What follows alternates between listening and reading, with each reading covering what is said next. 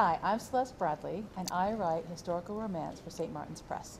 And I'm Susan Donovan, and I write contemporary romance for St. Martin's Press. In fact, we have the same editor. So we have decided to write together. We've been friends for a few years, and Susan came up with a great idea. I did. I saw a book that had been released with two authors writing together, and they had combined stories under one cover. And I thought, isn't that interesting? I wonder who I could write with. And frankly, the only person that I thought of was Celeste. I figured she'd be the only person that could put up with me.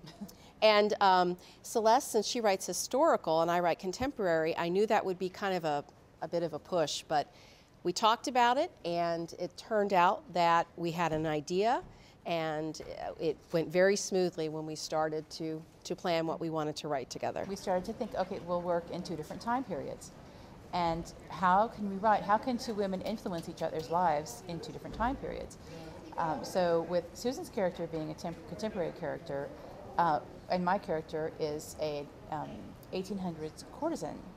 So for her to influence Susan's life is an interesting or Susan's question. character. I would never be influenced by a courtesan. I have to set that straight. So. Right. So to influence Susan's character, that is obvious. But I think that way that we've managed to have the courtesan's existence and her life influenced by Susan's character is extremely clever. Yes, we have, here's the setup basically. The working title for the book is A Courtesan's Guide to Getting Your Man, which is like something you'd see on a Cosmo cover. And we have two kind of stories working with each other through the novel. My character, my central character, is a museum curator. And she's putting together an exhibit about a very famous abolitionist from the Boston area. Her character. Now, the thing about this woman is that there has always been rumor that this woman had some sort of secret life back in London. But there's been no historical evidence of this. It's just been a rumor. Well, when my character, her name is Piper Chase Pierpont, she is a very repressed, buttoned up New England academic. And when she uncovers these secret diaries of this woman in the bottom of a chest, she pulls them out and she discovers that it wasn't a rumor. This famous abolitionist from the 1850s was actually a courtesan in London in the early 1800s. And she starts reading these entries and she's blown away, because her thing has been that she's always felt that she was in the wrong time. She's always felt more demure and sophisticated than the rude, kind of overly sexual environment of modern day America.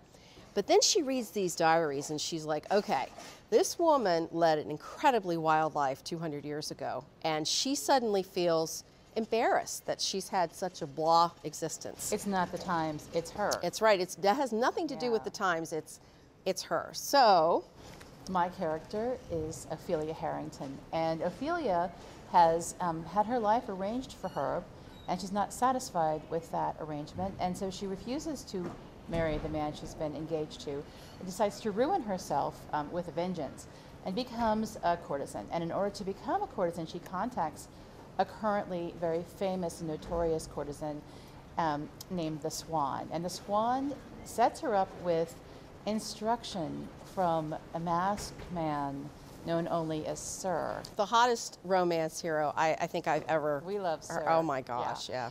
And Sir proceeds to instruct her in the 7 sins of the courtesan, 7 nights of pleasure that will teach her everything she needs to know. This is the first volume of the diaries. And this woman is fabulous because she writes everything down in detail. Everything. In 3 volumes, which my character finds these volumes, and she decides with her best friend actually makes this decision, that they're going to use these diary entries as a training guide for the modern day character. And so she decides to go step by step to learn how to be a wild woman from this instruction from 200 years previous.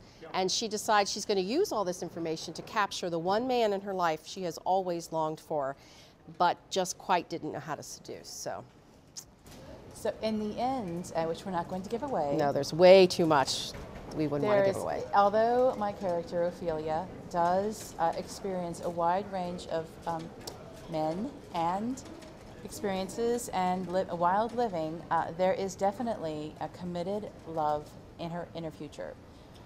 And this is what brings us to back up to Piper's present. So I can't give it away, but it all comes together so well, and we just feel so happy about this book. Very, very eager to get this one done. Absolutely.